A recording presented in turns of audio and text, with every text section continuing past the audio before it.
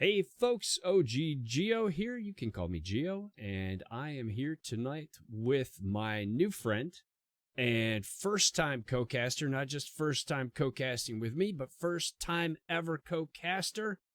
Honestly, how are you doing tonight, honestly? Fantastic, Geo. Thanks for having me around. Good to have you here. So I met Honestly when I interviewed him for a victory after one of his matches, and he hit me up and said he was interested in doing some co-casting. So here we are, folks, and we have a great match tonight. We have, I'm going to say it one time, honestly. I'm going to say it one time, the names of these teams. And after that, we are all about the abbreviations. So we have Annie Oak League versus Garrulous Gaberlunzies in Division C West, round one. And looks to be a great game. And just, I always preface with this, honestly. I always start out by saying, I do not pretend to be an expert at the game. I'm not trying to be Baby Caldor. I don't know what their talents are called. I don't know what most of the abilities are called. I don't know what half of the heroes are called. I can't tell Artanis from no. I'm underselling it. Here's what I'm saying, folks. I'm not pretending to be an expert. What we want to do is bring you the game. Hopefully we entertain you. If not, go ahead and mute us and just enjoy the match. Watch the game. That's all we want to do is give you a chance. And the reason I bring in co-casters is because Honestly is here for the brains. Clearly, I'm the looks of the operation. You can look at me and see the charisma oozing. Hurt. I'm hurt. I don't mean you're bad looking. I just mean I'm exceptionally good looking. And then we have the brains over here in the chair to my right or my left. I don't know how it looks to you folks. So, with all that out of the way, honestly, we have a couple of teams. I don't know anything about Garrulous Gaberlunzies. I know Annie Oak League. I think you've done some research on them.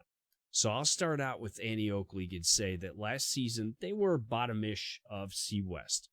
I can tell you that they have had some roster consistency issues in that they just weren't getting sort of the level of participation practices that maybe half the team would have liked to have seen. They've got some really committed team members, and scheduling just wasn't working. And I don't think they reached the level that they wanted to reach. They ended up with 10 wins and 17 losses.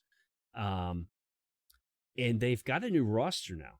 So I'm pretty interested to see what they're going to do. They've juggled a couple things tonight. I know that their typical mage players out tonight.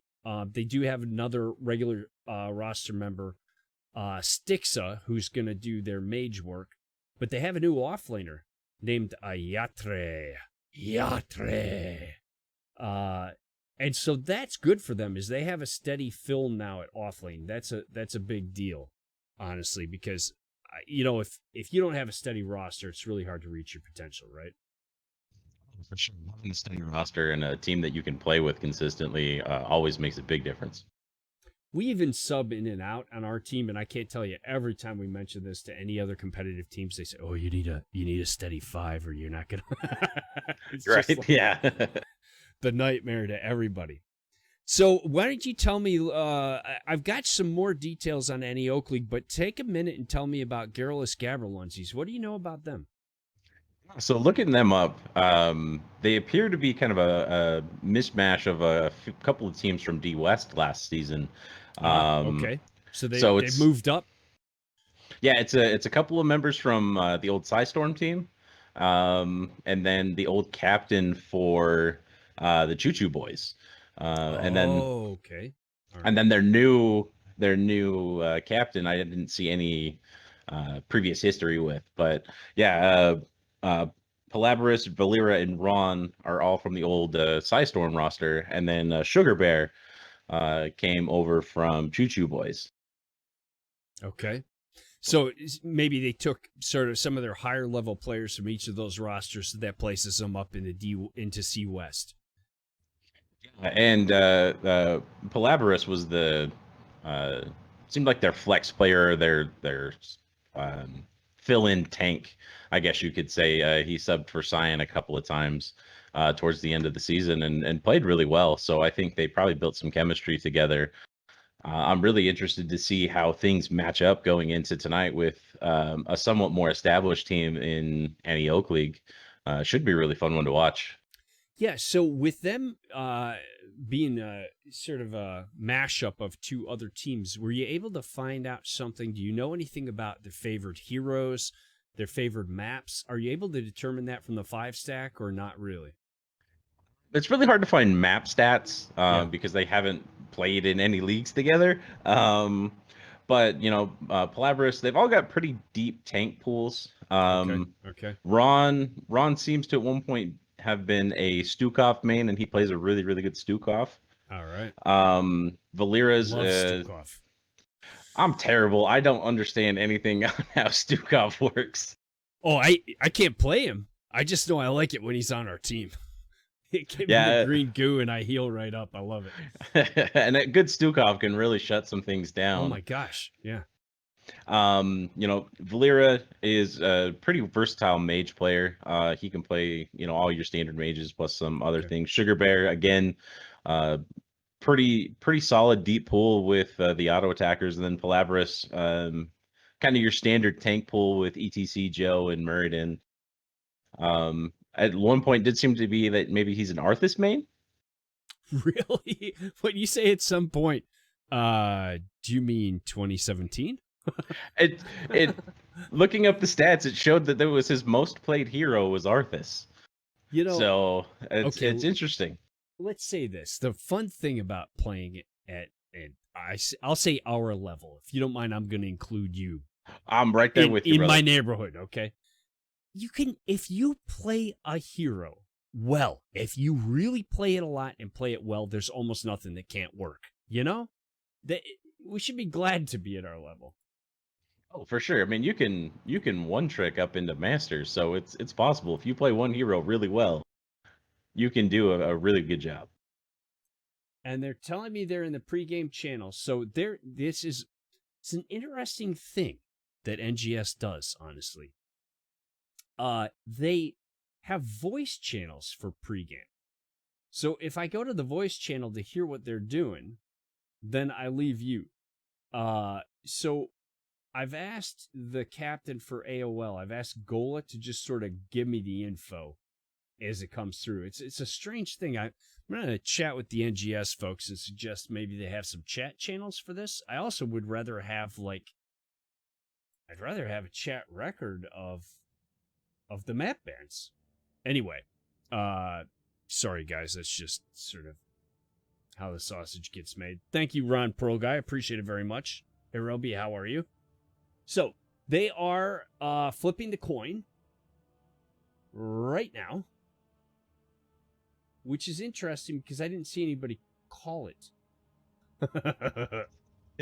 So we called heads. We totally called heads.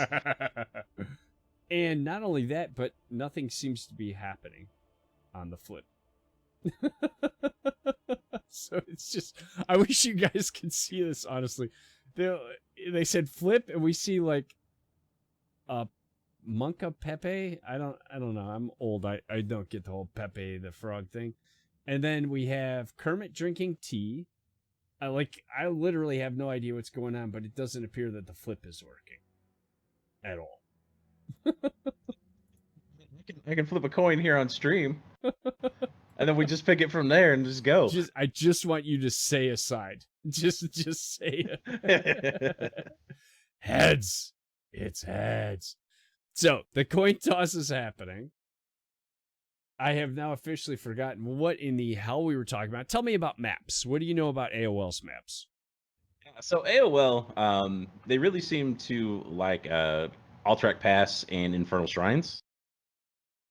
Funny thing is in the last league they were playing in, they were their most picked maps, but their least successful. Shrines, I think they picked 5 times and only had a 20% win rate. That's interesting. I love their favorite maps. The Shrines, Battlefield of Eternity, Alterac. I love those maps, but that's interesting that their records are. Yeah, it was interesting to hear with the frequency they picked it and then just the success rate. So sorry. It looks like the coin flip functionality is broken. I'm sorry to interject with that. Okay, so they love Infernal Shrines. Infernal Shrines is like a bad relationship for AOL, is what you're telling me. It treats Love-hate relationship. It treats them like crap, and they keep going back to it. Yep, exactly. They walk in and they're like, Infernal Shrines, why are you with that other person in our bed? And Infernal Shrines is like, you know you love me anyway. And they're like, yeah, we do. We do. I don't know why.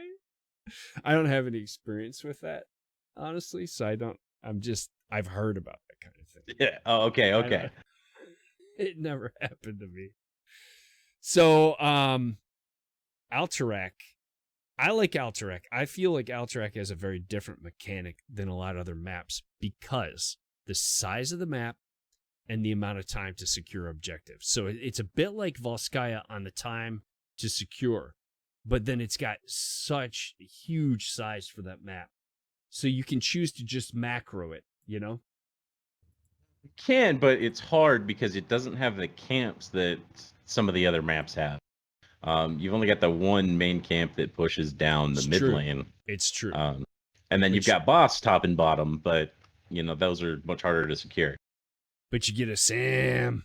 Get a Sam going. Okay, they're starting to feed me some details here, so I'm going to take us over to the map screen here for a moment, and the first ban is Braxis by GG.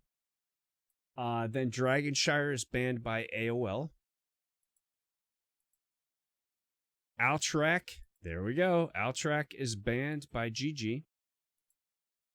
And Tomb of the Spider Queen is banned by AOL. The thing is in their last season, they had a 100% win rate on Tomb.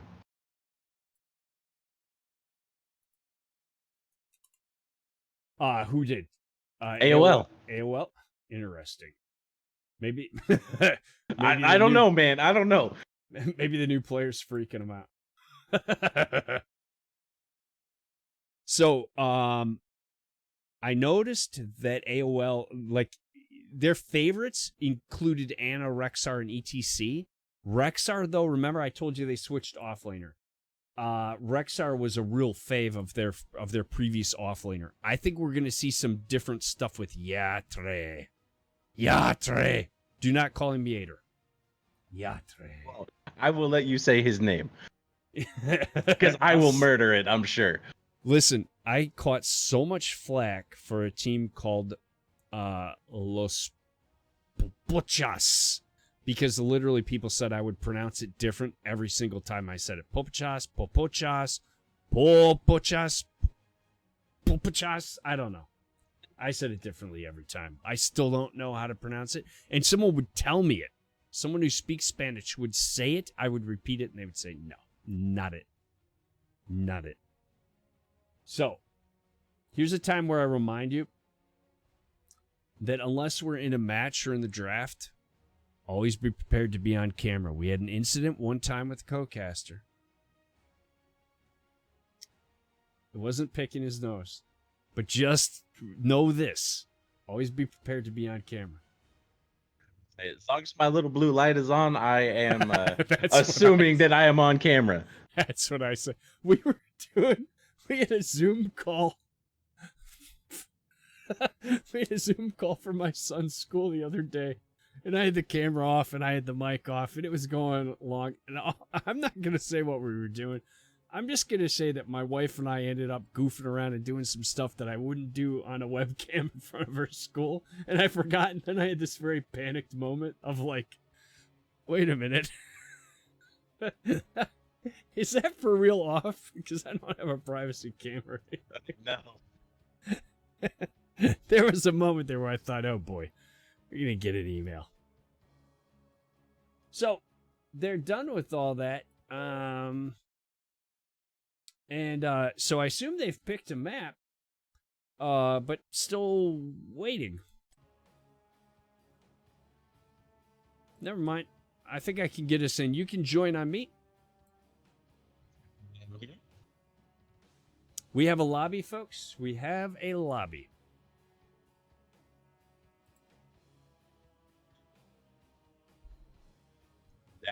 Interesting thing going into the match is we just had the patch this week with the medallion, so everybody's got a cleanse now.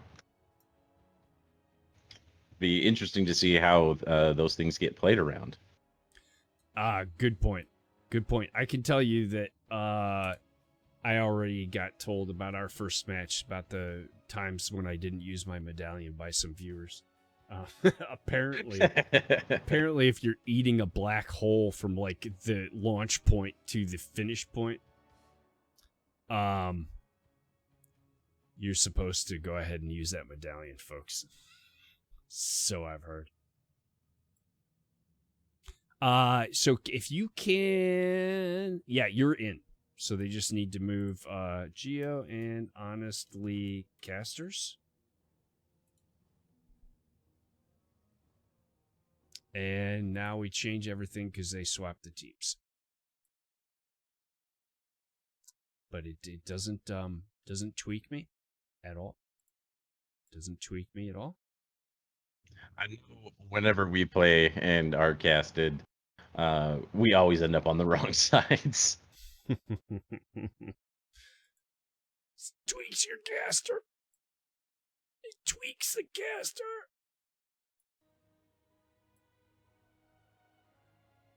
Oh, they switched them back.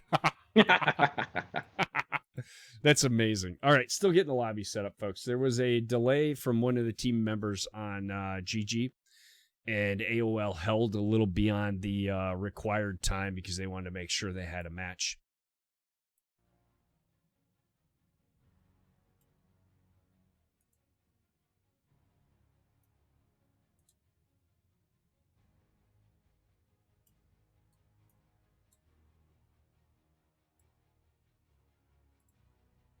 So, interesting lineup change. I was told that Lion would not be there for AOL tonight,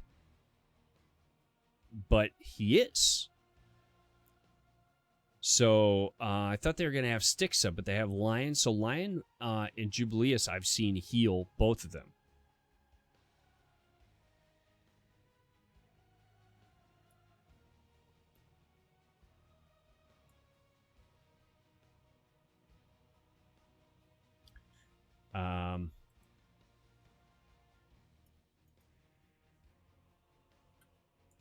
Lion is messing with the casters.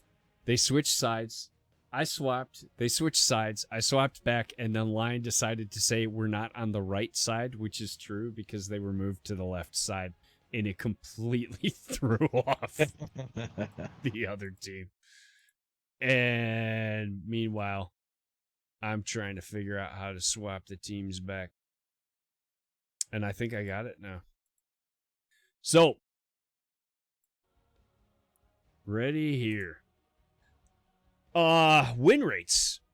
Interesting things from the win rate, and I didn't have the stats about how much they're played, but Muradin was on the high win rate for AOL. And I can tell you that I have seen Gola use him, and he's not used that often in competitive. Honestly, but I think you might see AOL look to him. Also, look out for the May. If it doesn't get banned, I think AOL goes for that early. And where are the draft folks? It's been a pretty standard ban since she's been released. Gosh, when she gets through, she just causes people problems. I mean, if someone knows how to play her a little, like, all she does is doesn't die and cause constant CC and dive you and snowball you back into your base, right? But otherwise, she's not very good. Yeah, I mean, she can control the point, she can heal, she can cleanse. But otherwise, not good. She's fine. She's not broken at all. Other than all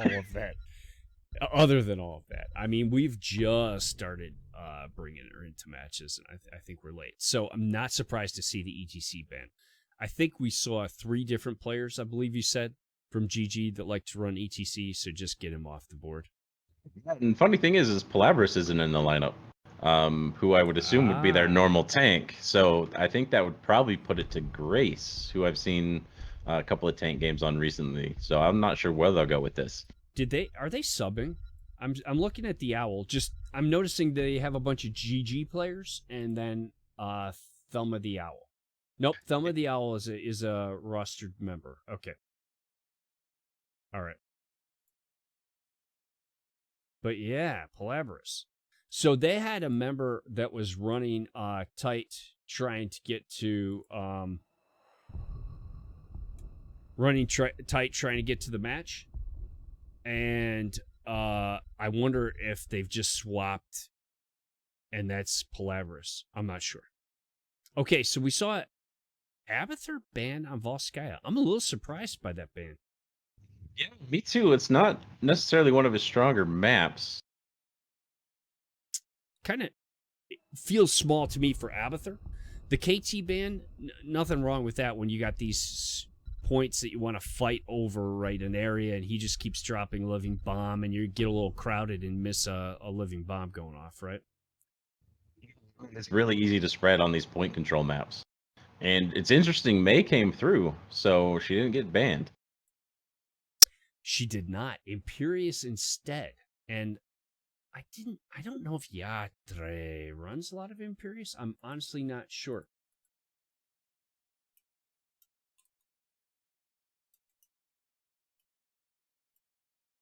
Cassia is the first pick. Okay. Despite just kind of some nerfs over the last couple patches, she's still really strong. She really is. And there's the May pick. It's my only surprise about Cassia is that you let May go to the other team. And maybe they just didn't expect them to pick her, or maybe they think they have an answer. We follow right up after that with Transformer gets the Li Ming. He used to be their offlaner and is now playing damage, and I think he'll be real happy to run a Li Ming. And Lion loves to play Deckard.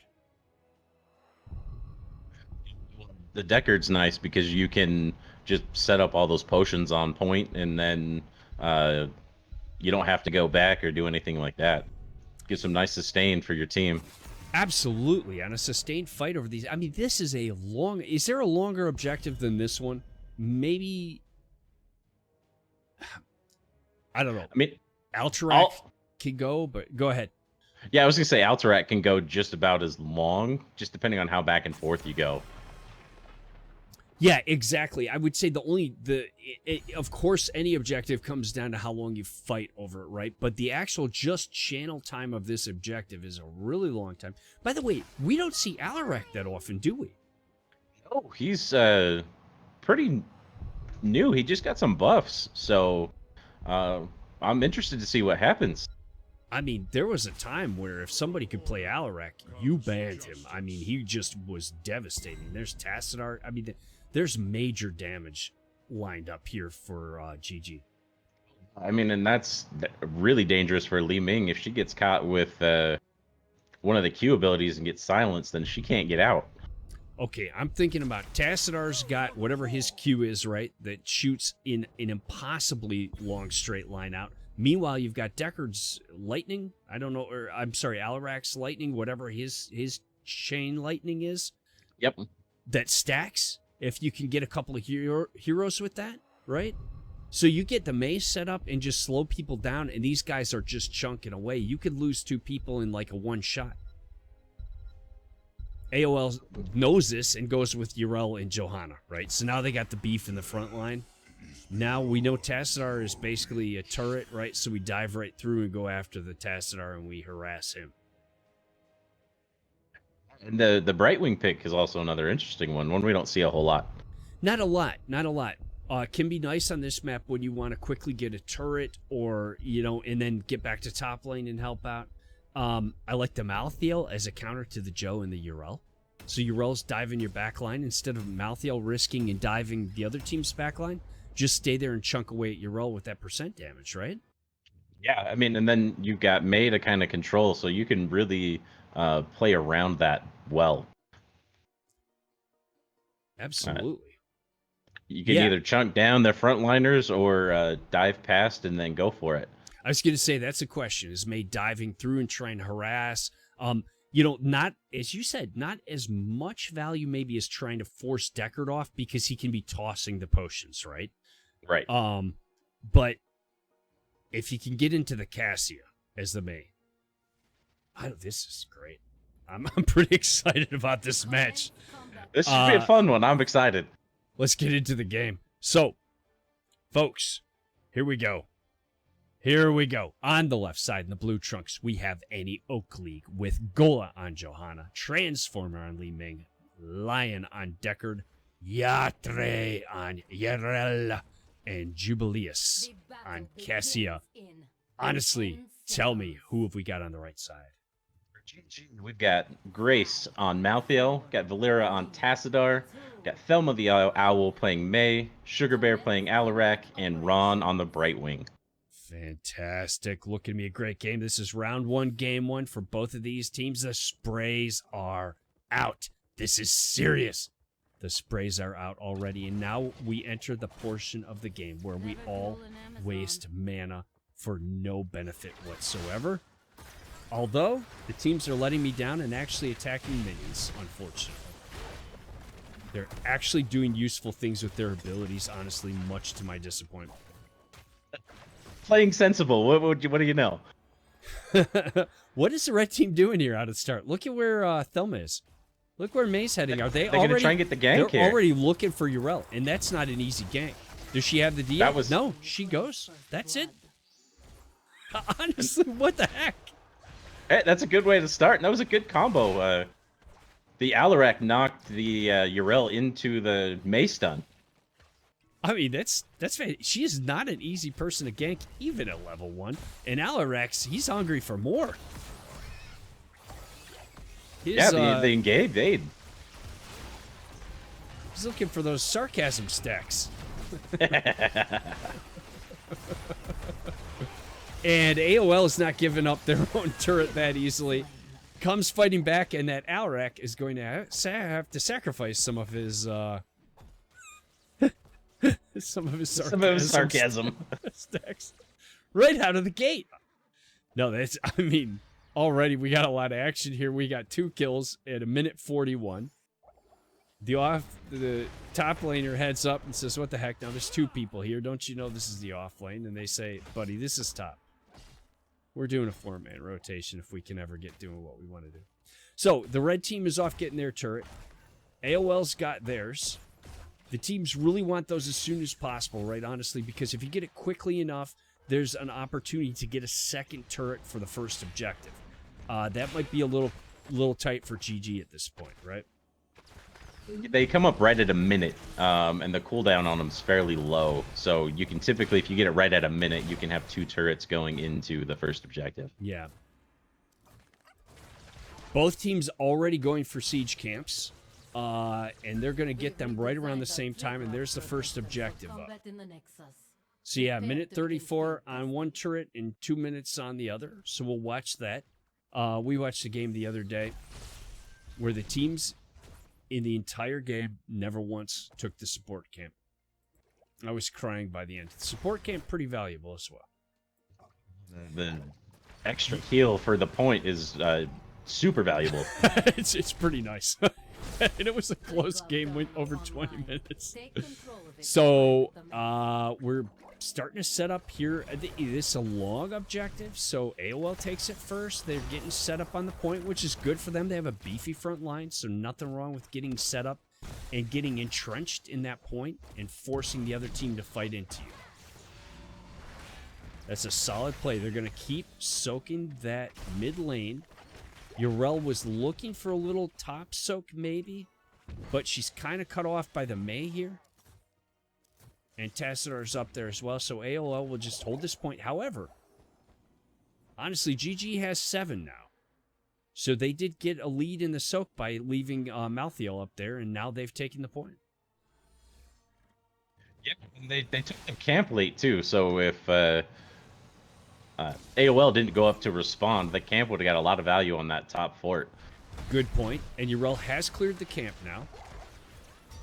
So now we're about to have a 5v5 here for the first time over the objective. And, oh boy, that's tough. Joe got caught, but she is Joe. She soaked a lot of damage and just shrugged it right off. Malthael chunking away on her. May taking heavy damage, but we know what she can do. Yrel backs out. She's pretty hurt. May's taking a lot of damage. I mean, they're just trading blows right now, honestly. It's going back and forth. There's a lot of big damage coming out from both sides. A lot of value coming out of the Ruby, though. That's really kept Joe alive in a lot of this fight. The point is still held by the red team. AOL comes in. They want to try and stop this first objective from going over to GG, but we're into overtime. And how far are we willing to fight for this? Transformer takes a lot of damage as Li Ming backs out, but kind of caught there, and Tassidar's going to look to bring her down, but Tassadar falls. I get a little too far out in front. May pops her ice block. I'm sure it has another name. I'm calling it the ice block. Yrel is now taking the damage, and Joe is very, very low. And the blue team, even with a numbers advantage, is struggling to stay alive here, and I think Joe's going to fall. Yrel tapped. She's back. And AOL is still fighting 4v4 over this point. What do you think, honestly? A lot of value out of Malthael. They're really chunking down the front line of AOL. And healing himself the whole time he does it, but AOL does catch May. They are going to lose a Protector, though. That fight is off the point. They're unable to take May down, and the first Protector goes to GG. So they sacrificed the early position on the objective, went, and as you said, took the camp a little bit later, you said, right? Yep. At any rate, their camp was pushing when AOL's had already been cleared, and they got the XP and got 7 first. And I don't know how much that played into it, but they do take the first objective. And why are we up here at the top lane, honestly? Well, the key is you want to take out the fountain at least, because for the next objective, it spawns at the top of the map. Okay. So if you can get rid of that, then it really gives you an advantage going into the next objective round. AOL has no place to go and tap mid-fight, as they did several times in the last fight. We said these are long objectives, so now they have no way to tap. Yeah, and AOL's got to be careful here. They're down heroic abilities, so GG can turn and really put a hurt on them. Boy, you're right. They did. They got there fast. They got an early lead. AOL is almost there. And I'll tell you what, I've seen a lot, honestly. It is a strong play to dive past the Protector and attack the 3 members of the enemy team that are outside the Protector. That's a strong strategy, but yeah, you got to be real careful to know when you're down heroics. The support camp is taken with the advantage. GG goes right in, grabs that support camp. So Alarak is now carrying that very valuable healing beacon. Just like clockwork, teams going right back to their camp, so everybody's going to have turrets. So we still got a very even match here, yes? Yeah, this is still it's still winnable by both sides. AOL's really not far behind.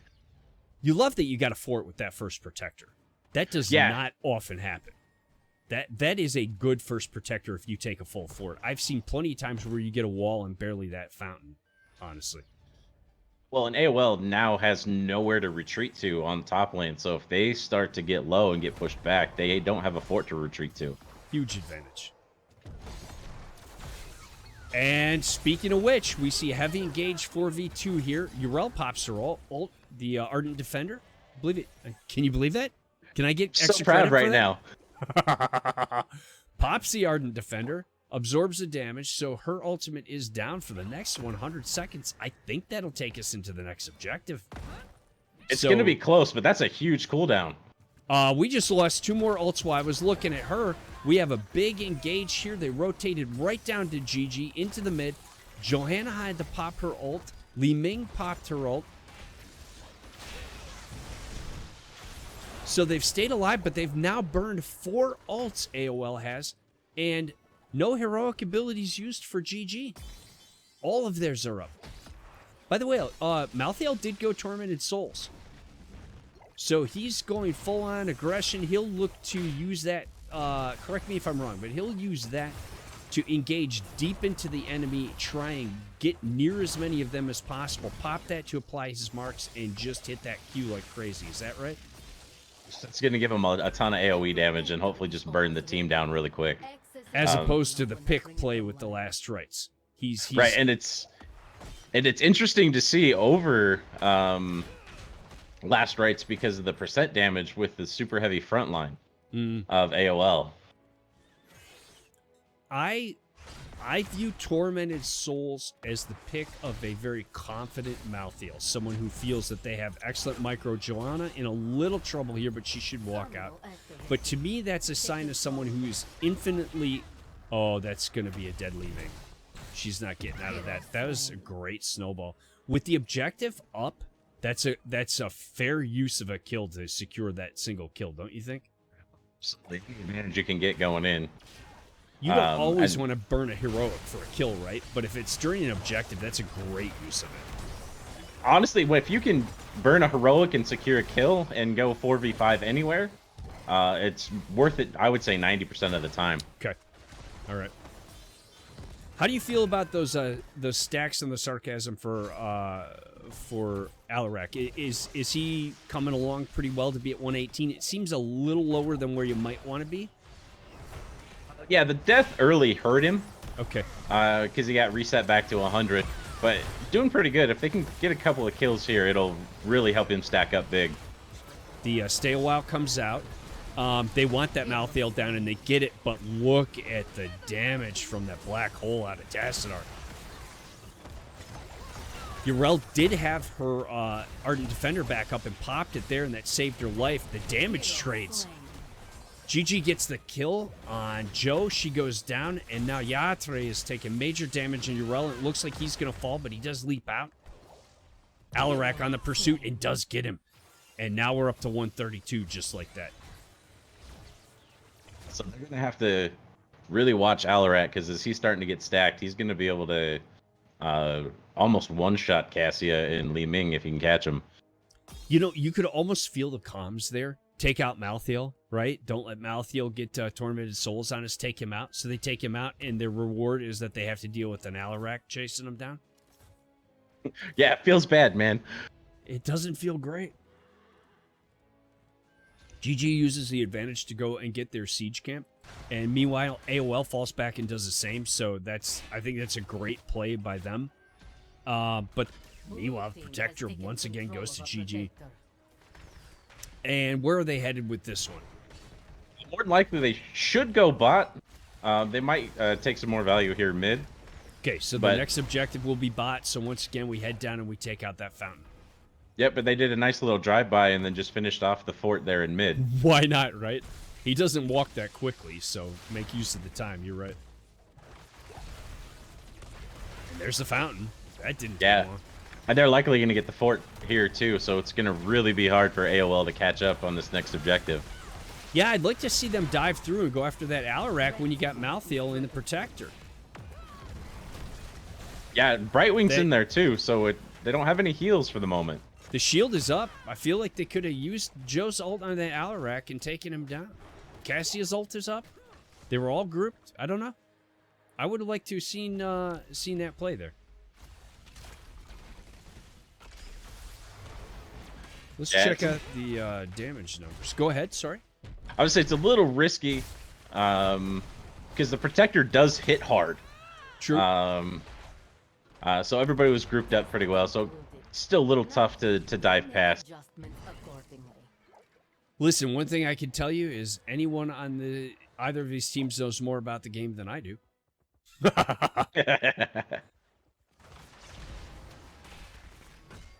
So AOL heads bot. They leave Yrel kind of matching up, trying to soak whatever she can with GG. They head bot, take out a wave, but they're going to fall back because GG's closing on them quickly. Mei in the lead.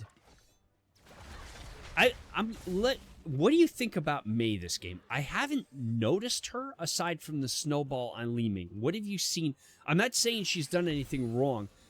It seemed more like a sustained play than necessarily like that she's done a lot of lockdown plays. Is that fair? She hasn't done a ton of lockdown, but she's really helped control the points. Over that big fight over the support camp that they're taking right now, she was able to get stuns, bait out some medallions. Yeah. And then ice block in the middle of it all and not die, essentially. Well, that's when you think about that first objective, it's just she just couldn't die, and you keep dumping damage into her that's not going to anyone else, and ultimately you don't get what you're looking for. You don't get the kill for that. And of course the snowball was great. Okay, maybe the Blessed Shield comes out here. It does. Alarak does manage to get away. You shielded May. Nope. Alarak is still trying to get away. He's going to make it. Brightwing with the heals. So I think the shield went out on May, honestly. And so the second the bounce hit Alarak, therefore he was stunned a little less time, and that allowed him to get away. I like what AOL's trying to do. They need to pick a fight before this last projector. Absolutely. They're on an even talent tier. Down level and a half. Yeah, so GG's going to be looking to grab 20s going into this last objective. Or most likely last objective if they get it. So AOL's really got to find a pick and try and get an advantage before this next protector pops. Yeah, it's going to be tough, but it's going to be tough when they have 20. And May is setting up pretty aggressively here. She is running right with Joe. Slides out. An access terminal will be And the online bottom in a objective point is up. And AOL, are they going to get that pick? Are they going to get that pick? Right wing in right on time, but that might just cost Brightwing her life too. Tassadar goes down. I think Brightwing, so she. Yeah. Damage is a bit split right now. Oh, the snowball catches Yarel. She is unable to jump out in time. That is huge. And now Malthael. Now Malthael with the Tormented Souls. Joe does pop Unstoppable. That gets her out so far. Lion running for his old life. And meanwhile, Jubilees is saying, please don't look at me. Please don't look at me. Please don't look at me. It's almost me. Honestly, I was just about to say somehow makes it out alive. No. Yeah, that was a tough fight. They had a really good engage going into that, but then the turn by GG really just dumped the damage on. It got those kills. It was crazy. So I think May heard me. Oh, I'm not doing anything, huh? Okay. It slid across the map, hit an epic snowball. Honestly, on the last player on AOL that you would want to hit with that, right? Urel is the last person you pick. She does have the leap, but somehow she was not able to get out of there. And I didn't see if there was more CC or if it was just down. I think they caught her when her abilities were down, so she couldn't. I mean, that's great timing, because she has the D, which will allow her to instantly activate, right? Her trait allows her to just instantly activate any ability. So she had that down and the leap. That's tough. So AOL gets the fight they want, turns right back around. Now GG has a commanding lead, 9-4 kills. They're level 21. AOL hasn't hit 20 yet. And they are right now channeling the objective, grabbing their turret. AOL says, okay, let's go get the support camp. We know we got to do this, right? We're going to have to fight over this. Let's get the support camp, get to 20, and go see what we can do. Yeah, this is going to be the fight for the game for AOL. It could be. And if they get the protector, they can probably push through bottom keep AOL. Do you think so? Okay, we'll see. I've seen the third protector do less than I would expect many times, and I've actually seen the third protector turn on a team in the lead. And for exactly the reason that I mentioned earlier, the defending team will just dive through, target the three members of the team that aren't in the protector. Wow, we got a battle going on here. I'll get back to that. We got a battle going on here. A lot of damage traded. Nobody goes down. Malthael's ult was used. Cassia trying to pick apart that Mei. Li Ming running for her life. Gola trying to disrupt the backline of GG. Mei is so close, but once again walks away. And the members of GG go back and tap the fountain that, as you told us, AOL doesn't have right now, but they do have those potions, honestly. He took endless flasks, so they'll just keep refilling. So it's almost as good. Can Joe make it? She barely makes it to the flask, and she's back to almost full health. Almost dies there.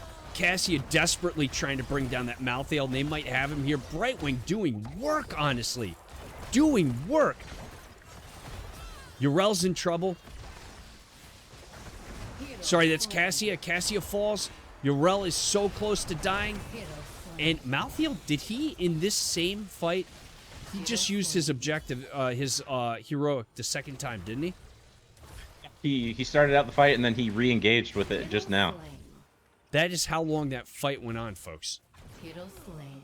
And after an epic battle, it's a 5-man wipe, and it's pretty tough to imagine that's not game. Yeah, this should be a game pretty easy. That fight went on so long that Malthael got to use his ultimate twice. I mean, are you kidding me? Yeah, that was nuts. It went back and forth. It could have gone either way. I feel like if AOL was able to just poke out Mei a little bit more, that fight goes a completely different way. Yeah, I felt at times, like what GG did well is forced them to split the focus of their damage. I feel like they forced AOL to split their damage up a bit. That just didn't quite let them finish where the kills the way they wanted to. GG well played to both teams. I mean, fantastic.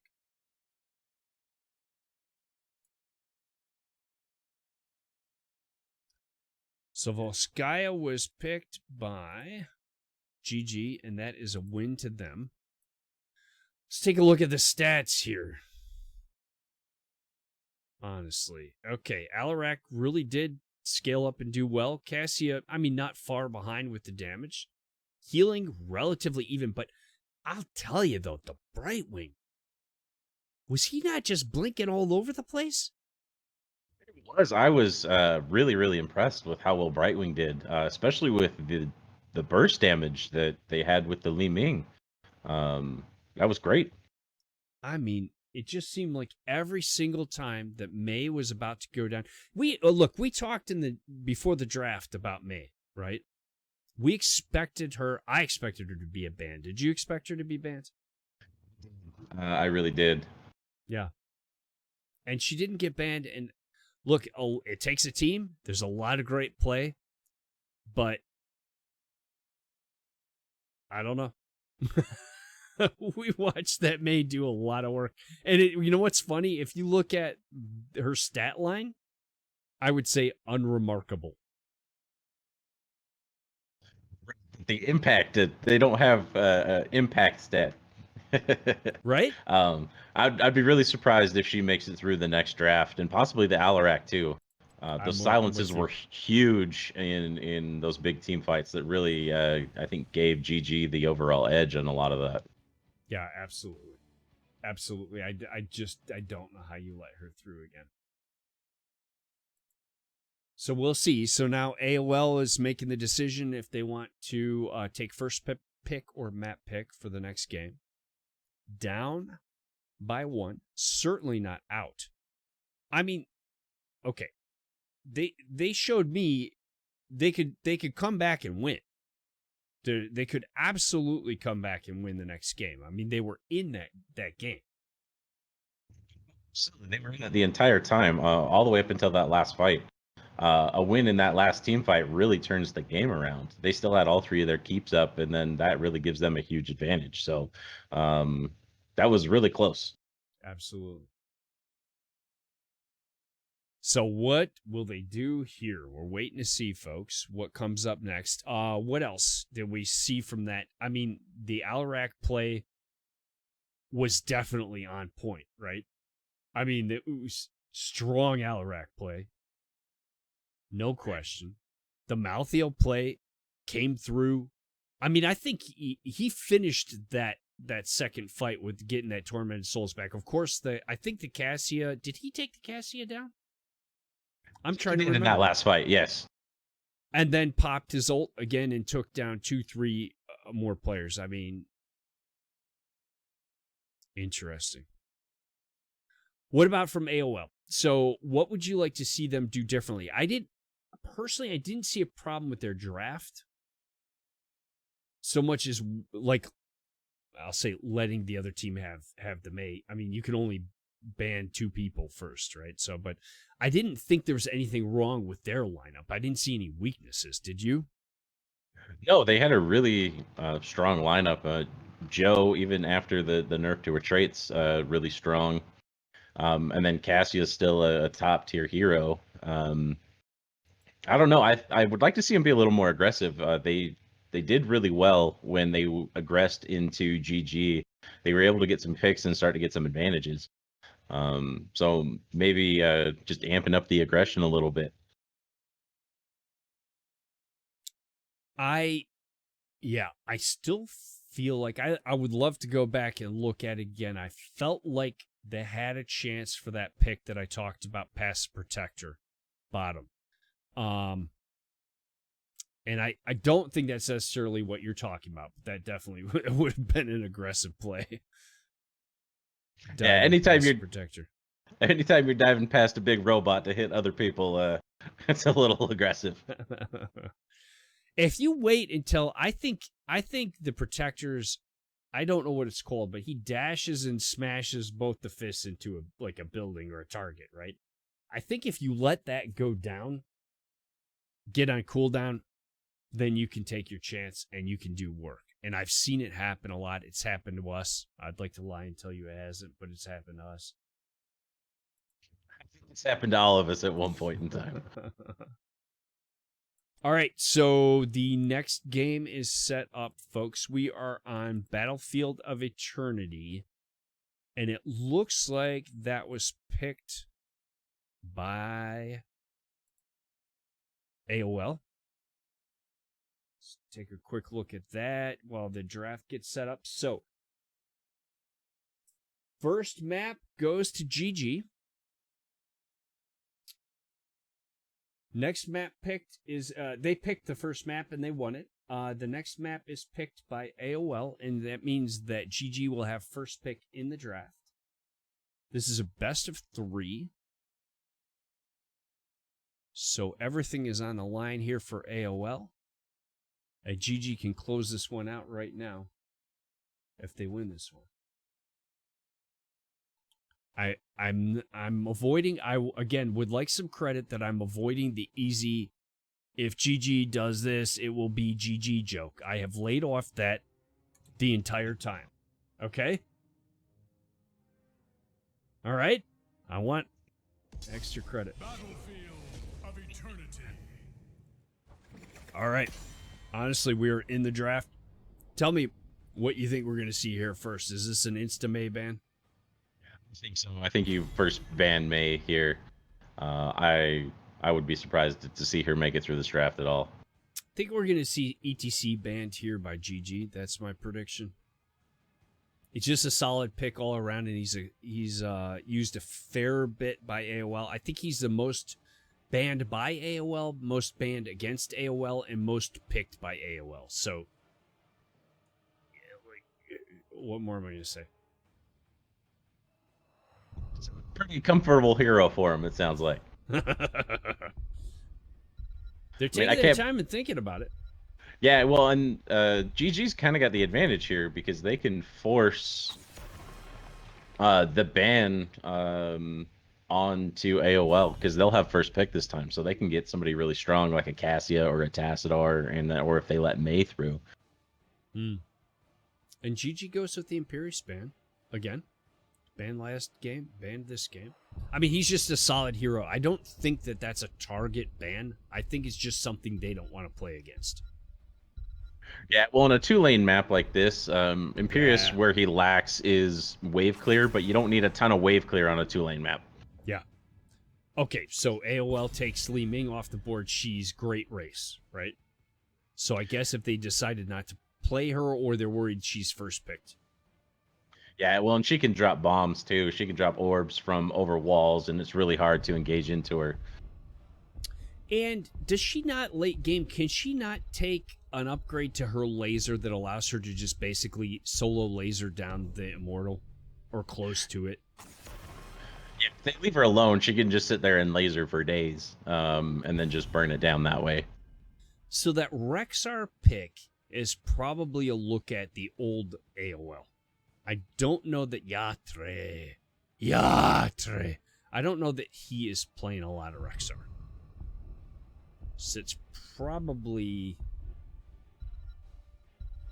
If it is probably not a great use of their ban if they knew this AOL. And there's the May ban. I was getting a little nervous. I thought they were going to let it through. Greymane, always good, always good, always good. Yeah, so this leaves ETC up. There you go. That is a real comfort pick for Gola. He loves to play ETC, and I think they've got to feel good about getting that. Yeah, well, and he can set so much up, too. I've played against Gola at ETC, and I can tell you it's not always fun. Now, I'm surprised that they didn't go with either a Raynor or a Vala there. They prioritized the Ana, who's great, by the way, but so it looks to me like they're setting up for the lockdown and the kills. Do you agree? Is that what we're seeing with those two to start out? Well, if you can get a slide and then follow it up with the Ana Sleep, then yeah. If you've got some burst behind it, then for sure. But they didn't lose the race that I thought they might, because now they can get either Raynor or Vala, right? That was my concern, is that, and maybe they don't want them, but typically on this map, that's who you see, right? Well, they were pretty safe not taking them in that first rotation because GG took Greymane for their auto attacker, so there was no priority You're right. on either of the other two. Both of them. You're right. They cannot ban both of them, so you got nothing to worry about. You're exactly right. So another tank ban. I wonder then who we're going to see from GG. Are they going to go with the Garrulous? Are they going to go with the Diablo, maybe? I would expect to probably see a Diablo come out.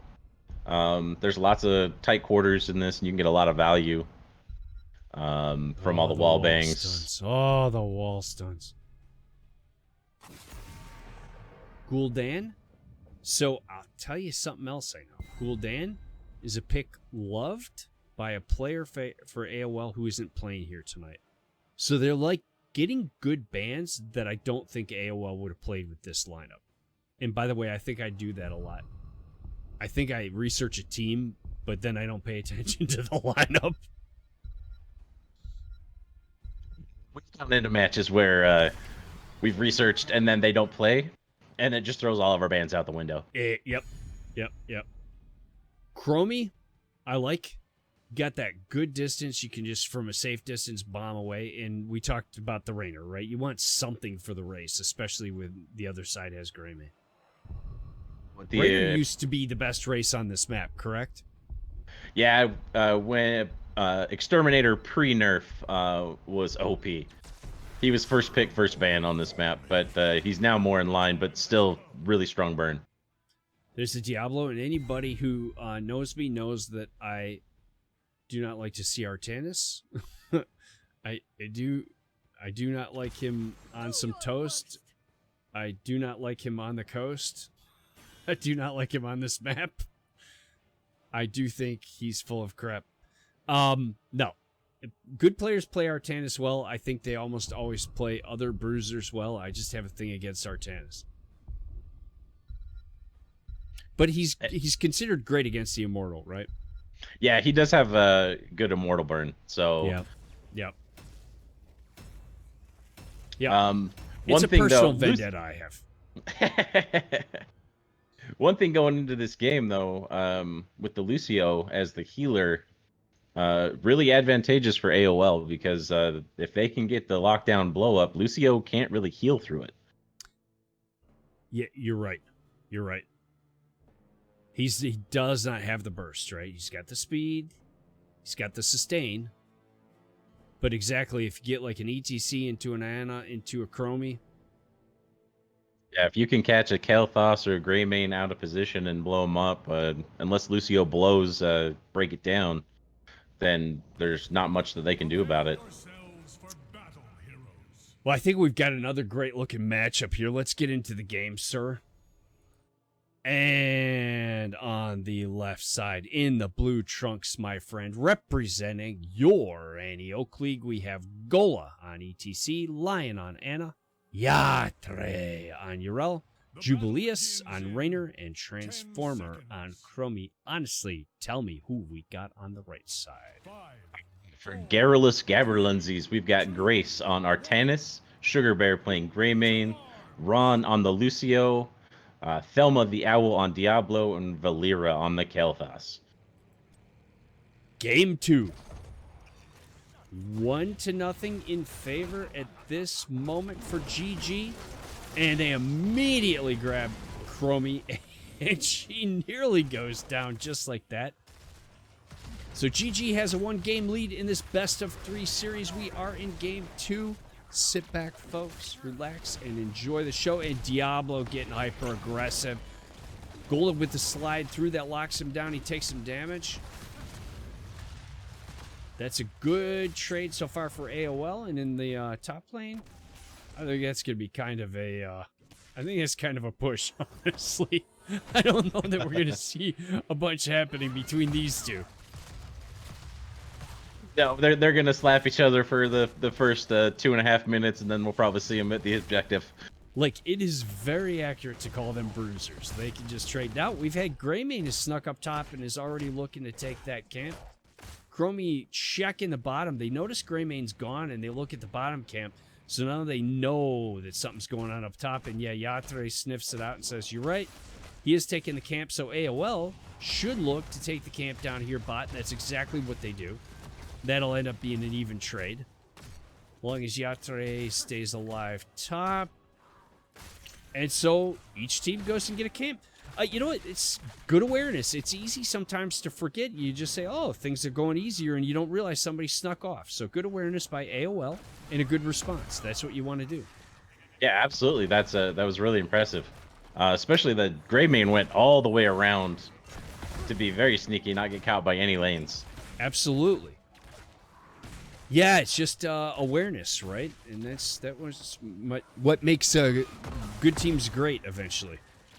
Yatre trying to hold this off as Greymane stays up top to continue pushing. That gives AOL a one-man advantage bottom. Their camp, however, is down. And the camp top is still up, just slowly chunking away at minions. But Yatre is holding okay. Greymane, by the way, is like, listen, all I want to do, I just came to chew bubblegum and get camps, and I'm all out of bubblegum. Problem is, he's all out of health, too, here, honestly. Oh, that's very dangerous there. He got under 100 health. He got under... Ooh, Sugar Bear. Oh, Sugar Bear. Team? that was probably a little too close for comfort. That's one of those where Lucio said, I'll be right there to help you. And you're like, 5 minutes later, you're like, what does right there mean to you, please? Explain. And AOL starts right on the Immortal. The red team GG is a little slower, and there is a damage advantage for AOL. They do hit the halftime first. But both teams went and got their camps again. The camp discipline is fantastic here. So Urel is clearing top. GG is not clearing, but they've got a little bit of room there. Nonetheless, AOL with 4 versus 5 is able to burn it down a little bit faster. It's not going to have much of a shield, but they do get the first Immortal. And they've got the camp pushing bot, so they're going to have to... GG's going to have to respond bottom while this Punisher pushes top. Do you know they already cleared that? Well, never mind then. Can you imagine? They, like, fast, literally faster than you could say it, they cleared that camp. Like... faster than you can say, clear that camp. Yes. And this Immortal is going down pretty quickly, too. Might get the wall. Uh-oh. Chromie again. That Diablo's got a thing for Chromie.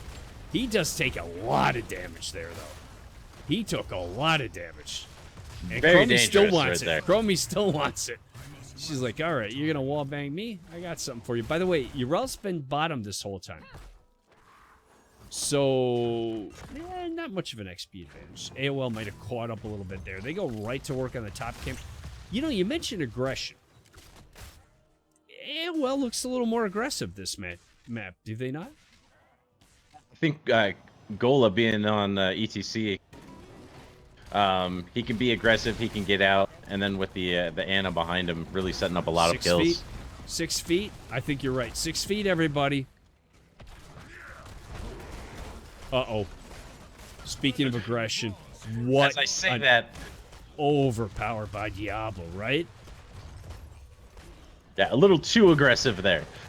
Overpower into the wall stun and bye-bye ETC. Now, that would be harder to do later in the game, but wow. And so now AOL's trying to defend a 3v4. Urel and Artanis bottom. Not much going on. Uh-oh. He's after Chromie again. A lot of damage coming out on Chromie, but Diablo takes a lot too. Again. That's a good trade, and ETC's back. Good hold by AOL. Good pressure by GG. They got the wall, so they actually came out... Honestly, they came out even. AOL got the Immortal, and GG managed to make it even top. Uh-oh. Shh, shh, shh, shh. Honestly, shh, shh. Shh. Never mind. Never mind. Never mind. We're setting up a gank there. Got ruined. Somebody got impatient. The burn fairly even. Slightly in favor of AOL. But the burn is fairly even there. And we've got hyper aggression in the middle of the map. Big sleep coming out from Ana. Oh, look at the swap. Look at the swap. And Trans might go down there? No. That's that burst healing you're talking about, right? Ana's able to just quickly save Transformer. Oh, and there goes Diablo down. It's huge. Diablo doesn't have any souls, so he's got a full death timer. He didn't have his souls? Yeah, he's sitting at 85 right now. Oh my gosh, he hadn't finished. That's unbelievable to me. I guess it's a 2-lane map thing. Yeah, you're not soaking off the... Uh-oh. Uh-oh. Look here. Gola zips in there very aggressively, but he's just going to walk away. The damage wasn't there with him, so sorry to interrupt you. Sorry to interrupt you. Continue, please. No, it's fine. There's the camp take was more important. But yeah, with the 2-lane map, you're not getting souls off minions like you normally would. Because I know he's, I mean, obviously disciplined player doing good work, so I think that's just about the circumstances. In a way, that kind of maybe helps you a little bit. You're back now, and you haven't lost all your souls, right? So you're still pretty beefy. He's still pretty strong. And they are the auto attack build, so once they get souls, they're going to be a lot harder to kill. Yeah, so that, I mean, there's a silver lining to it. Yeah, you had to stay in your timeout a little bit longer, but when you come back, you haven't lost all your beefiness. AOL lets the Immortal just continue to push and maybe get a tower, and they head up top, probably looking for a gank, but the call out came from GG, I think. So they're going to look to clear this camp. And then they're setting up already to yeah, they're going to try and take the top camp, and I think they're just going to do a rotation, honestly. I think they're going to go from here to the Bruiser, look at the bottom camp, and just see if they can start getting pressure across the map. Meanwhile, GG, it's an even game, but they're just slightly having to play defensive. They're having to react right now, right? And they want to get back into the aggressive position. Trying to set up a bush gank right here, so if ETC doesn't rotate safe, he's in danger. Shh, shh, shh, shh. Don't say anything. Shh. And they give it up again. Guys, get back in the bush. Come on. I want to see a gank. Oh, there's Diablo. Diablo has the patience. Now they fall back. If it's not there, it's not there. Urel single pushing bot, and it's a little bit of an XP advantage starting to creep up for AOL. They have a good job grabbing camps and getting things pushed. Yeah, they really did get the map pressure down. Artanis now has to head down bottom to answer that. They've got about a half-level lead, and that's going to benefit them. Uh-oh. There goes the APOC, and ETC just melts.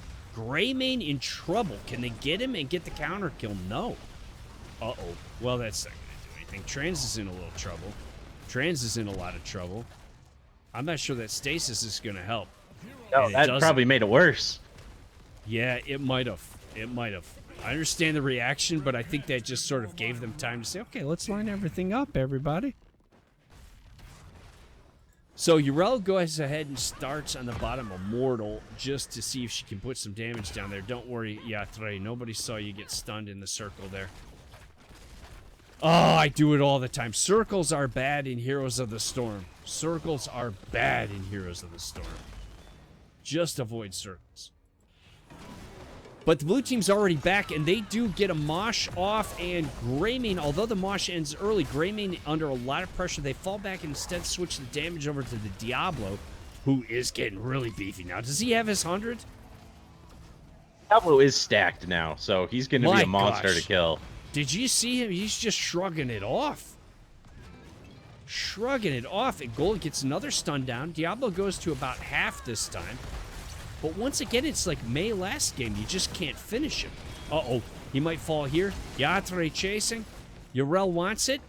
And Transformer right there with him, remembering all the times. I remember all the times you threw me in a wall. All the times. And he finally goes down. So much time that took.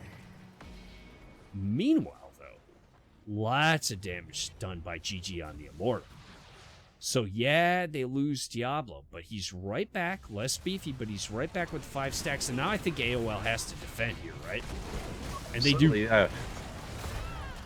Apoc comes out. And not what you want. ETC actually goes down. And the stasis is not going to help Chromie. Ana falls. Chromie falls.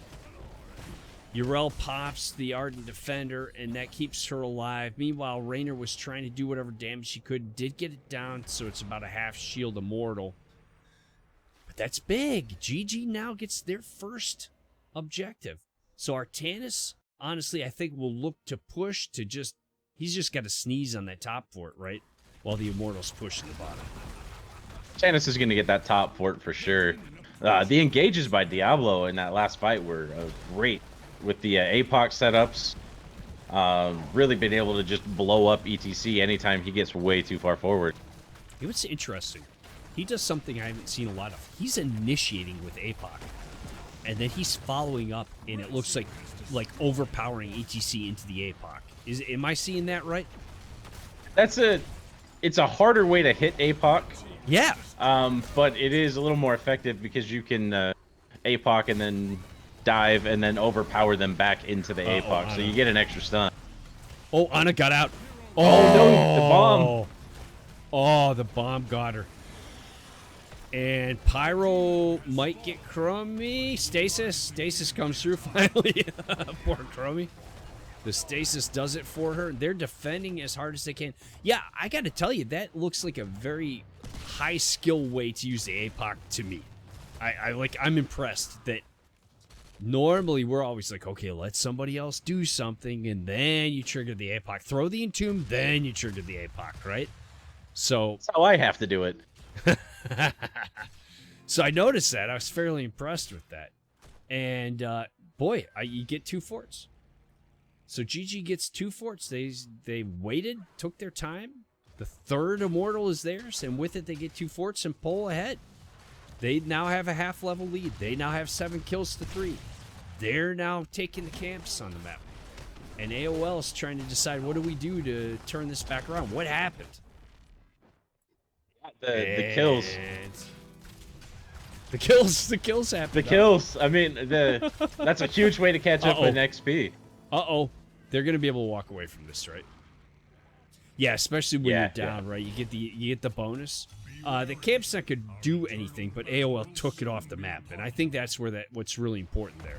So they took it off the map. Yeah, it denies extra lane pressure for GG. Gives them a little extra experience. Right. Right. GG's setting up already. Look at them. They look like they're hunting. They're trying to find their spot. They just want to find the right spot. They've been trying to gank the whole game. Doesn't look like they're going to set the gank up here because Artanis gets seen. And AOL opts to defend first. Strategy I often view with suspicion. Because depending on the lineup of the other team, they can just poke the whole time you're trying to defend. The Mosh goes down, but it's interrupted pretty quickly. But look at Diablo. Oh, and ETC falls instead. Honestly, they turned that. Lucio ult right there was clutch. That saved Diablo's life. Unbelievable. And now also the Ana falls again. They're targeting that healer. Diablo goes down, though. There's the turn. The stasis comes out from Chromie. Can she do some damage here? My gosh, it's a bloodbath, honestly. Artanis and Lucio walking away like, you know who we are. You're not going to get us, but Jubileus and Yatre on the chase. Diablo's back. Diablo is back. Now, he's a little weaker, but it's still a 3v2. Urel quickly runs out of there. Raynor was just looking to do as much damage as he could, but he's not catching up fast enough, I don't think. Meanwhile, ETC is back. Ana's back. And you actually have 4v4 here for a minute. And AOL's trying to figure out what do we do about that Diablo. Although, look, his souls are missing now, right? He's got no soul. Now's the time to be aggressive on the Diablo. He's missing health. He doesn't have his souls. So you should be able to get him a blow up if you can catch him. Now you can burn. You invested. You invested all that time and energy. And he's just hiding in that bush. He wants the Chromie. He wants the Chromie again, but he goes for the ETC, gets the overpower into the APOC again. Again. That move. Wall bang, right? Followed by the overpower into the APOC. And the Greymane's hitting his bullet every time. So ETCs just gets chunked right away. And Diablo is awfully tight. Chromie's going to eat a pyro here, but she stasises again, and Diablo falls. And now Lucio in real trouble. Meanwhile, the Immortal goes to GG, but AOL comes through with the kills. And they are going to get the healing orbs. That's not a small thing. They're going to go up top and look to defend this. They might save that keep. With those 2 kills, they should have a pretty easy defense top. That shouldn't get a whole lot of value. Right? They might lose the wall. There's pretty healthy shield on that Immortal. Yatre running interference over there. Ana keeping him healed up. And meanwhile, Raynor just putting as much damage as he can. Chromie probably wants to get involved there too. They are going to lose that front wall. Question is, how much of that keep do they lose? Watch it. 6 feet, please. 6 feet. I lied. Or did I? They keep 1 tower. Not bad. Not bad. Yeah, that turn on the Immortal really made a huge difference. Basically made him D for free. Absolutely. And now you want to get to 20, and then it's anybody's game. And you start getting into the hots that we know and love, where it's like next team fight, right? Kind of gets to a point. Doesn't matter what you've done the whole game. It's the next team fight that wins it. Yeah, well, and each team has a keep opened up. So there's a win condition if they can get, 4 or 5 kills. 2 camps fighting bottom. AOL setting up, looking for the gank. This time ETC wants to be the one to blow up Diablo. They change their mind and go to clear bottom. And I think what they'll do is just they'll clear bot, then go up top, and there will be 2 camps pushing, and they'll clear both of those. GG, meanwhile, taking all these camps, and they're all about the map pressure. And they can set up here and try and get a gank. That gank that they... Oh, boy. Oh, shh. Honestly, shh. Come on, guys. Oh, they just go straight for the keep. Yeah, they're going to rush this keep down. They're going to have the camp Honestly, behind them plus a they catapult. might get it. 2 camps and a catapult. I like that call. They got half the keep down. I don't know. Maybe I like the gank better. It's more exciting. I mean, they got just as much value bottom lane almost from that camp and cata. You know, you're right. You're right. Just from the passive push. I think the gank, actually, I'm being serious now. I think the gank setup had a better net potential benefit for them than getting half a keep. Because you don't they need get 4 that half a keep. Yeah, they get 4 kills, then they end. Yeah. Okay, there's the APOC, and the stun goes, the overpower goes on the Chromie this time. ETC trying to stay alive, but he goes down, so does Chromie. That's going to be tough. That's going to be tough. They're desperately trying AOL to get a counter kill, but I don't know that they can do it. Yatre's trying to tank. Ult has been used. The Ardent Defender's down, and Yrel is going to fall. Yrel is going to fall. I think Yrel is going to fall. Anna falls. Yrel falls. And Rainer's running for his life. It's hard to imagine this isn't game, honestly. I mean, they are going the conservative route. They just taking the Immortal, and it's going to have to go through that bottom lane. That shows a respect for AOL, I think. This shows a respect for the opponent. They obviously are a little bit hesitant to just YOLO in there. I think they could have done it. They had 40 seconds. Yeah, I think they had the opportunity, but the safe play here is also not bad. You can still end with the Immortal bot lane. Yeah. One way is maybe, the other way is, yeah, I'm pretty sure. So you get this Immortal, I'm pretty sure. Although it does go bot, right? It's going to have to go through that keep. So AOL has one more chance to try and defend, and they're burning down that shield as quickly as they can. So they take the shield down, so it's not much. I don't know. I think GG just gave an opportunity here that they didn't have to give. I think there was a good chance to close it out. I think so. And you know what? We see that a lot with teams. It's a pretty... Weenus, thank you. Thank you. I appreciate it very much. What? That's my chicken noise. I see it a lot. Maybe excessive cautiousness because we've all been burned by being too aggressive. But AOL, this leaves AOL with a chance to defend. They're burning the Immortal down pretty quickly. They are going to lose that keep. Again, the overpower into APOC on ETC, and again, he falls. And that's been the play. They've used it 4 or 5 times. Yrel does engage, though, and take down the Diablo. Ana dies to the Pyroblast. Chromie, do you have a stasis one more time? Do you have a stasis one more time, Chromie? No, but you made it into your base. The Immortal is dead, and AOL is fighting for their lives. And GG is trying to close this out, and there's Rainer and Chromie down, and that'll do it. Now you've got an unbridled Greymane hammering at the core, and that is it. GG.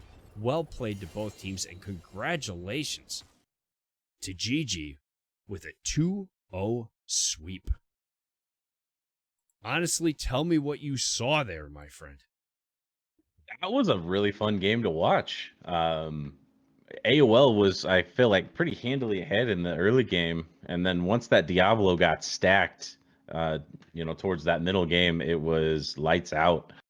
The engages with the APOC and Cursed Bullet were just insane on that ETC. There was nothing that he could do.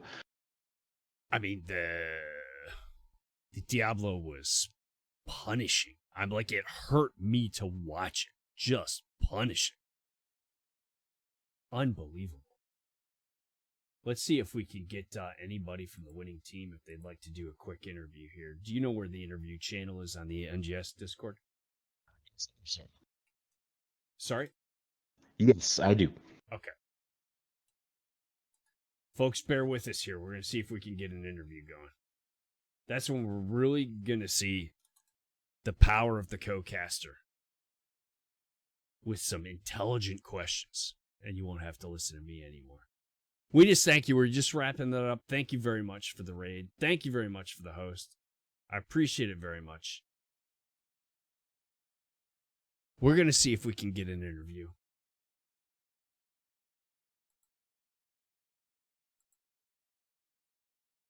Bring you folks the good news. Just a moment, please. Please join. I'm just trying to coordinate here.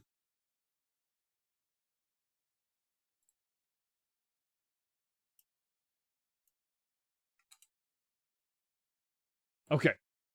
Hopefully that's going to work, everybody. Let's bounce over to Casting Lobby 3 and see if this works. Honestly. Let's see if this works. If we can take, we're going to take a look at the stats while we wait. So, Artanis and Urel, I mean, it felt like I saw good things from both of them. Urel, I thought, played better this game than the last game. I thought that there was excellent sustain. Not saying the first game was bad, just I really noticed she seemed to just last forever. The Lucio heals. Look at the Lucio heals, honestly. Got some value. 110,000. I'm rounding up, everybody. Yeah, that AOE heal is fantastic, especially once you get the percent damage heal. Okay, so the casting lobby is blocked. I thought that the whole point of the casting lobby was to do the interview. Okay, lobby 3. If only there was somebody here from NGS I could talk to about how we're supposed to do an interview. If only there was a big shot. If only there was a big shot here that could help us. We're going to go to lobby 3, my friend, and see if that works. And if I can find... There we go. Hey, guys. There we are. Sorry about that. So this is my first NGS cast, and I didn't realize that those casting lobbies were blocked. I don't know if this is where we're supposed to do only an for interview. us plebs, so. So first of all, congratulations. I mean, fantastic job. Well done. I mean, a 2-0 sweep. How do you feel right now? I feel pretty good. We actually we've been putting in a lot of practice for this preseason and not much time to do it in. Felt like we played really, really well. So I'm really happy with what we did tonight. I would be too. So you guys are I referred to you as a mashup. Is that right? You're a couple of teams from D West. And Yep. I mean, that's a big deal to step up a division. So you're brand new together. You're in a tougher division, and you guys go out and do a sweep. So yeah, I would say you have done some work. It showed. Absolutely. Definitely all of us are feeling pretty good about it. I think the biggest challenge in competitive is really team chemistry and gelling and being all on the same page. It looked to me like you had that down completely. What are your comms like in those team fights? So the comms are really everybody's talking, everybody's saying something, everybody has some input, and so all that information's getting fed in, and everybody's following up where they need to. Again, it's just that reflex stuff. Yeah, we were talking real well tonight too. I was really happy with comms. Excellent. Hey, that Chromie must have driven you nuts. We couldn't hear your comms because we're PG-13 when you're pyroblasting a Chromie with a stasis. That I'm sure there was some not suitable for PG-13 stuff coming out there. Not we actually didn't expect the Chromie, and of course with the new patch and everything like that, it was there were a couple of times where she caught us. It was a really good play, but yeah, that pyro onto the stasis definitely. My signature pyro is onto the Imperious after the shield, so since we banned that, I thought I'd have to make up for it another way. Yeah. guys. So okay. I want to let honestly jump in here, but before I do, I gotta recognize I was so absolutely impressed with the I noticed this might just be high level play, but to me it was like super impressive that Diablo was APOCing, then overpowering into the APOC. So he's initiating off his APOC, and usually we always try to set up that APOC and do some other initial stun and then let the APOC happen. I mean, he's just like, Diablo's like, I don't need any of you guys. I got it covered. And one time after another, he's picking the ETC with that. Yep. It's definitely something we had to adjust to as well, because our normal combo that we like to run not necessarily runs that way. So when TTO came out with, hey, we're going to make this adjustment here, called it in comms. Hey, I'm going right here on this guy, and we're all ready for it. And I mean, perfect positioning for him. He knew where to wall bang every single time. And that overpower into the APOC onto that ETC. Oh man, that was hot. I'm not gonna lie. I haven't seen anything like it. I was super impressed with that. So honestly, you do some talking. You're the brains of the operation. What kind of questions do you have, or what did you see in these matches? You give me too much credit, Gio. I don't think so. And we lost your cam, just an FYI. So Oh no. it's okay. Just letting you know. You're the looks of the operation, so that's okay. That's what I said. Going into your first game, were you expecting May to be banned, or were you guys happy to see that come through? The May is, I don't know, May's in a special place right now, so it really worked on the first game for sure. Yeah. That's a nice way of putting it. That's fair. That's fair. Did you have any specific strategies going up against AOL? I know they're a little more well-established team, so there's a lot of film on them, I guess. Is there anything that you guys wanted to do? Actually, I went and scouted their last 2 seasons, so we knew exactly what we were looking for and how we were going to play against them. We had most of their comps picked out too, so we were prepared for sure. Yeah, I figured you scouted because I mentioned in draft that you banned the Rexar. I said that player doesn't play for them anymore, but it shows you guys scouted them out. It was definitely I didn't scout out the individual players. That's absolutely right. So I do the same thing. So, but still, that preparation, it still worked out for you, right? You knew what you wanted to do, and it looked to me like you intentionally let that ETC through, knowing what you were going to do to it. With the ETC, it's such a power pick, but honestly, we left the ETC up in place of the other bands that we had because we had a counter a couple different ways with that ETC. So not too worried about it, of course. It is what it is. ETC is such a power pick right now anyway, so you really got to count on the other team banning it or picking it, and especially them. It's one of their favorite tanks too. So.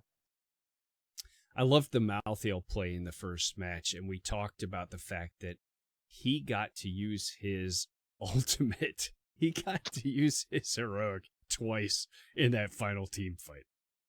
And I don't know if it made the difference, but it certainly finished off the last few members of AOL that were left. We as soon as we got the first part of that team fight down, the comms were just chase and he did. So Grace plays great on his bruisers, so really happy with the Malthael play too every time. So how do you like KT? For a while there, KT was, everybody would say, oh, you can't play KT in organized play because people just know to dodge the living bomb. They know to spread out. And he's back now. What's the difference? Nothing's really changed about him, has it? Not at all. He's actually been one of the most consistent mages, along with the Ming and Jaina. Are probably the most consistent mages Blizzard has with patches and everything like that. So no, I just think people didn't put enough value into the way I think you're actually supposed to play the Kael'thas. You just shouldn't be relying on the living bomb to do all your damage. And so, I mean, at 7, I take flame strike damage, or even the other one over the living bomb extra damage. But on this particular game too, I don't know, at the start of the game they were spreading bombs around as well. So I mean, even if you watch high level games too, like people still stand next to each other, or even with the combos that are coming out now. Medallion kind of changes things a bit, but you get a good wombo, it's still like living bomb super powerful, even into an APOC or anything like that, because TTO got multiple stuns on that and spread the bomb every once in a while too. So you can actually kind of control that a little bit more than people give it credit for sure. I totally agree with you. And no matter how good you are, there is a lot of information you're trying to process, and there's only so much you can do. And by the way, that's still value. If I have to run 6 feet away to social distance from my team to avoid spreading the living bomb, that's value. I'm doing that instead of something else, right? That pyro is meant for Anna, and I clicked the chromie. Oh, I'm not talking about the pyro. I'm saying the living bomb and the Oh separation, right? yeah, Even if I'm good and I'm separating, that's a form of CC. That's me spreading out instead of doing what I want to do. I'm worried about getting away from my team, right? it allows for TTO to have some better lines on the Diablo too. I mean, I would agree with that. Definitely not something that crossed my mind, to tell you the truth, though. Yeah, I just think everything like that, everything that I have to focus on gives some value, right? Even if it Definitely. doesn't spread the bomb. Honestly, you got more questions or comments? Yeah, just one more. The medallion that was new this week. Yeah. How do you feel that impacted the game, both for and against you? So there are definitely a couple situations that a couple of them got out. Maybe we got out as well. So the medallion adds, I think, a really small dynamic to the game, but really allows for some strategic stuff to happen too. So I think medallion's going to be really good for some really big wombos, more than it's going to be for letting people escape out of stuff. Like it's useful, it's helpful, but once people figure out how to actually use the medallion, we're going to start seeing some real playmakers. I'm not going to lie, it's going to be good. Well, I think it's just one more way to make us bad players look even worse. So that's what I think about. But nobody asked me.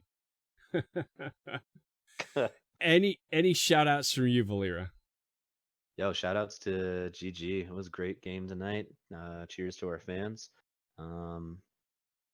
Thanks NGS for putting this on again, and shout out to you guys for casting. Really appreciate it.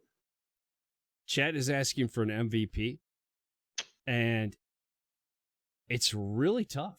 It would From legitimately which would be game? hard for me. Yeah. Okay. Who's your game one MVP? Honestly, So game one MVP, I give it to the Alarak. Really positioned well. Really put the that burst was down. great.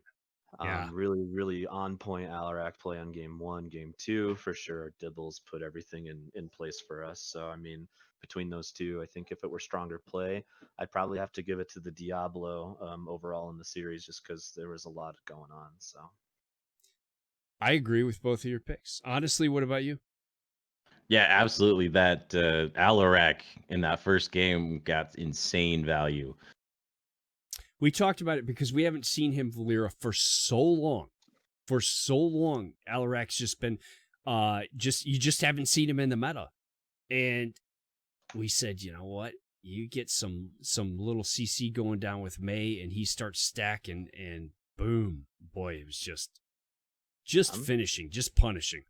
big fan of that combo with the May Alarak. I mean, as I said, May's in a special place right now, so you can kind of bob and weave here and there with some certain things. So we've been trying to play with it, but it is what it is on that. You knew she's getting banned the second game. You were already talking about your Diablo comp because you knew she wasn't going to be in that second game. I actually didn't pick out the May ban. I thought they were gonna. Really? Yeah, I thought they were gonna ban out something else. I thought they were actually gonna ban the Alarak over the May. Okay. Yeah. We thought they're Fresh going to ban May.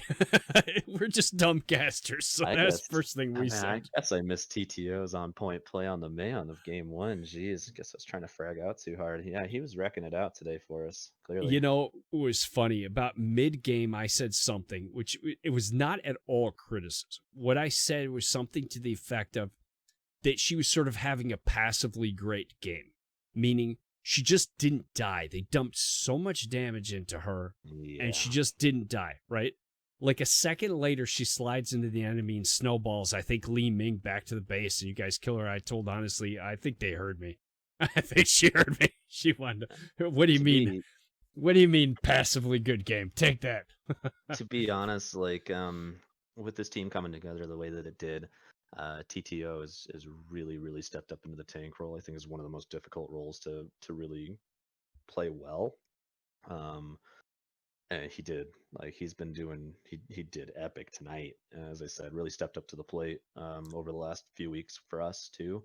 And with everything that goes down to it too, all the crunch time, all the practice, all the extra crap that we go through and replay reviews. As I said, he's really, really come into a real full bloom tank that we expect on the team, and we really enjoy having him. So definitely.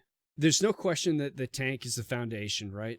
But the reality is you can have the best tank in the world, and if you guys aren't on point, on his hip, following up with the damage in the right way at the right time, if you aren't getting the heals, I mean, it's a team effort. You guys looked really coordinated. I'll again say to you, congratulations. I wish you best of luck the rest of the season, and from what I saw, you're poised to have a really excellent season. Wish you the best. Really appreciate it. I got one more shout out for our coaches too, Ahufa, APOC, and Vibe. Thank you guys for everything you do. Well, I'm again, gonna. Sorry, go ahead. I was going to say thank you guys again too for casting. Really, really appreciate that. It's our pleasure, and I'm going to tell you now. I'm going to insult you and say it's really dumb to share who your coaches are because everybody's going to be fighting for their time now. You should have kept that in your pocket, buddy. Oh, well, I'm not too worried about that. We have a really dedicated staff to our team, so good luck with that. Excellent. Well, congrats again. Well done.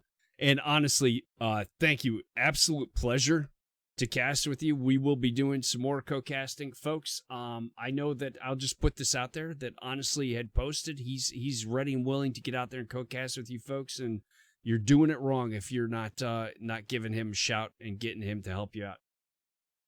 Definitely.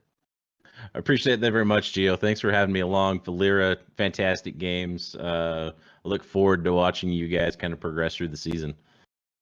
We're excited to show you guys what we got coming up too, so watch out. Thanks. We're going to close it out with that, folks. Thank you very much, everybody, for tuning in. Weenus, thanks again very much. My question, as always, is how moist is your weenus? Ron Pearl Guy, thank you for the follow. Very much. Appreciate it. Gustavo, thank you for the follow. Smurf on a Rocket, thank you for the follow. Tatskichu, thank you for the follow. I appreciate it, all of you very much. Thank you. We're going to close it out tonight. And honestly, again, well done. Can't believe it's your first cast. You were fantastic. Pleasure to work with you, and we're going to do it again soon. Thank you, sir. I appreciate it, and I look forward to it. Excellent. Enjoy the rest of your weekend, sir. And folks, we're going to call it a night with that. Peace.